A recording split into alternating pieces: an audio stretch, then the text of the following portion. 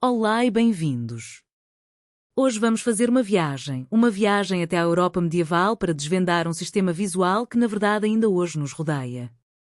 Vamos pensar um bocadinho nos brasões, nos escudos imponentes, nos estandartes que vemos em castelos ou em filmes, até mesmo em logótipos de marcas modernas. Mas o que é que estes símbolos, muitas vezes tão complexos, querem mesmo dizer? Porque não, eles não são só para enfeitar, são muito mais do que isso. São, na verdade, uma linguagem, um código que nos conta histórias de identidade, de família, de honra. E é precisamente esse código que vamos começar a decifrar agora. A chave para tudo isto está numa palavra: heráldica. E olhem que a heráldica não é só uma arte, é também uma ciência. É todo um sistema com regras bem definidas que governa como se criam, como se descrevem e, muito importante, como se registam os brasões de armas, estas verdadeiras insígnias de honra e de estatuto. E a própria palavra heráldica já nos dá uma pista. Vem do latim medieval heraldus, que deu origem à nossa palavra arautos. Ora, o arauto era uma figura absolutamente central na Idade Média. Ele era uma espécie de mestre de cerimónias que organizava os torneios, mas acima de tudo era o especialista, o perito que no meio da confusão conseguia identificar cada cavaleiro só de olhar para o escudo. E a importância disto, bem, era gigante.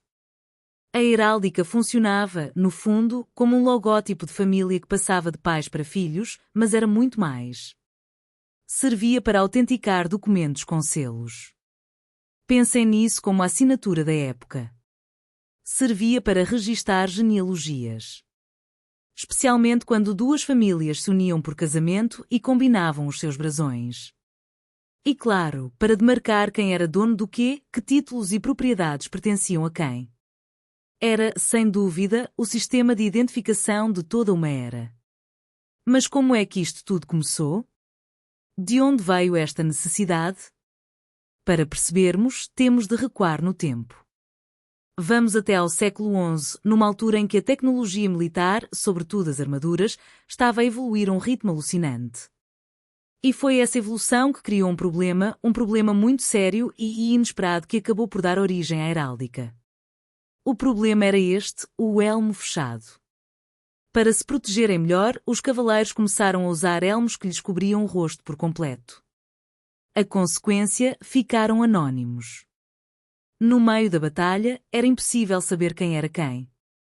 Eram todos iguais. As consequências deste anonimato eram terríveis. Imaginem o caos de um campo de batalha. Não saber se o cavaleiro à nossa frente é amigo ou inimigo podia custar a vida. E nos torneios, nas justas, que era um grande negócio, como é que se sabia quem tinha ganho, quem tinha perdido, a quem se devia pagar o resgate pelo cavaleiro vencido? Era uma verdadeira crise de identidade. No fim de contas, tudo se resumia àquela pergunta, a pergunta mais básica e vital de todas. Amigo ou inimigo? E a resposta tinha de ser imediata, tinha de ser visual. E a solução, quando apareceu, foi de uma simplicidade genial. Os cavaleiros começaram a pintar os seus escudos com sinais únicos, permanentes, símbolos claros, cores garridas que se pudessem identificar de longe. E foi sim, por pura necessidade que nasceu o brasão de armas. Claro que o que começou como uma solução prática e individual no campo de batalha depressa evoluiu. Para que não houvesse confusão e para que a honra e a fama de um cavaleiro pudessem passar para os filhos, o sistema tornou-se hereditário. De repente, o brasão já não representava só um homem, representava toda uma linhagem, uma família. Só que para esta nova linguagem visual não virar uma confusão total, eram precisas regras. Não bastava cada um pintar o que lhe apetecesse no escudo. E foi exatamente aqui que os arautos, de quem já falamos, assumiram um papel fundamental. Tornaram-se os guardiões, os especialistas deste novo sistema. E como é que sabemos isto tudo hoje? Bem, uma das nossas fontes principais são os chamados armoriais. Podemos pensar neles como os dicionários ou as enciclopédias da heráldica daquela época. Eram catálogos mantidos com um cuidado imenso onde se registavam coleções de brasões, às vezes desenhados, outras vezes apenas descritos com a sua linguagem técnica muito própria. O processo era, na verdade, bastante claro. O cavaleiro exibia as suas armas com orgulho. O arauto com o seu olho clínico identificava-as e fazia o registro oficial.